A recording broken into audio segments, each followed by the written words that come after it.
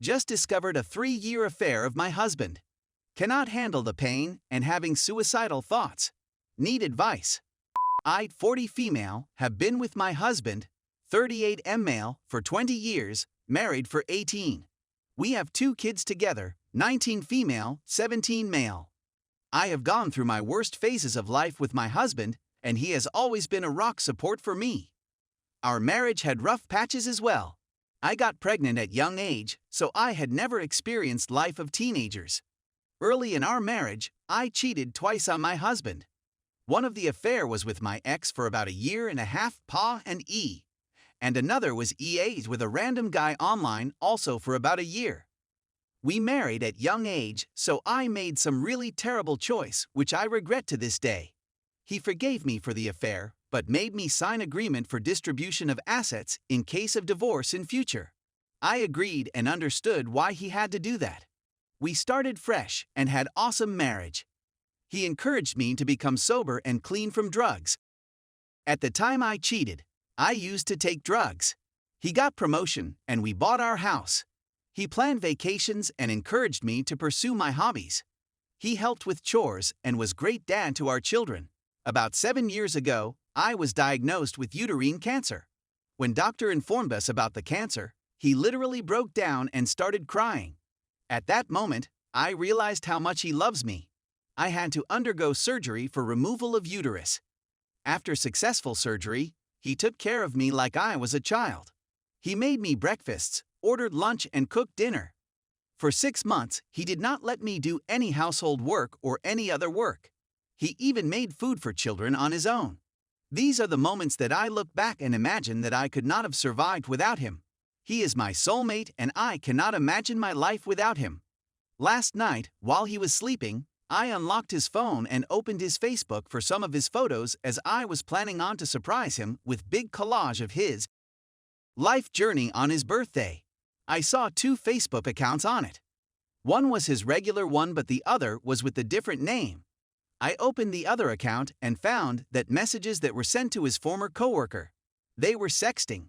I didn't read them but screenshotted entire thing and sent it to my phone, deleted screenshots from his phone, and left his phone on his side. I was not able to sleep and was crying all night. In morning, my eyes were noticeably swollen. He asked me about my health to which I replied I was fine. He gave me a kiss on forehead and left for work. As soon as our younger son left for school, I opened the screenshots and read their entire conversation. Messages were dated back 6 months ago. As I scrolled up, they discussed about their sex fantasies, things they'll do to each other and nudes. It made me sick to my stomach. As I scrolled more, I saw the message, "Happy 3-year anniversary." I don't know why but after reading that I literally had a panic attack. I was just laying on the floor, crying. He told her about my past infidelity and how he still has nightmares and flashbacks in mind but with her, he feels free from those thoughts and enjoys every second of it. He even said that how he is tolerating every moment he has with me for past 18 years. Being intimate with me is just physical satisfaction he has to do for me, but with her, it is deep emotional chemistry. How he stayed in marriage because of children and will leave me as soon as both our kids start going to college. They even had planned their wedding. It feels like in one day my life is destroyed. I thought we were a happy family. I had everything in life, but in one day my world is shattered. I wanted to grow old with him, but now it feels lonely. It seems like my life was delusion. I can feel my body become lifeless. Like my soul is being murdered. I thought that he would have forgotten the past mistake I made 14 years ago, but he was just bearing my mistake for so many years. I know that he is my soulmate and I cannot live without him. I don't know what to do. I have suicidal thoughts by the idea of him leaving me. It's been 5 hours since I read the messages. I just want to die so that I have the privilege of dying with him as my husband rather than alone. Should I tell him how I feel and what are my thoughts? These past years I have no idea of how much he suffered from the trauma of my betrayal. I know it would be selfish of me to guilt-trip him, but my soul is tied to him. If he leaves me, I would rather die than living alone or with someone else. I am confused and don't know what to do next. Any advice to save our relationship? Story 2. Great marriage until my wife dies. Realized infidelity after she died. Swept it under the rug for the kid's sake. Now it's back to haunt me. My so, an extrovert, and I, an introvert, started dating in our mid-20s. We both had our fill of one-night stands and cheating partners. 3 years later we were married. We were best friends that had a lot of fun and couldn't keep our hands off each other. DNA left in 4 countries and half the states. On my so's 34th birthday, I gave her a ring box with a note asking if she would quit her birth control so we could have a baby together. She jumped into my arms and kissed me until I lost my balance and fell to the floor. The happiest I'd ever seen her. She took me into the bedroom, past the bed, into the bathroom where we flushed her remaining pills. Over the next 5 years, we lost 3 pregnancies. This hurt us both deeply. We talked and decided to adopt. The process is long, but in our early 40s we watched our daughter, M, be born. The sparkle was back in her eye. The next 8 years were wonderful. My so was the kindest, most empathetic mother I'd ever seen. All of our friends told me how lucky I was.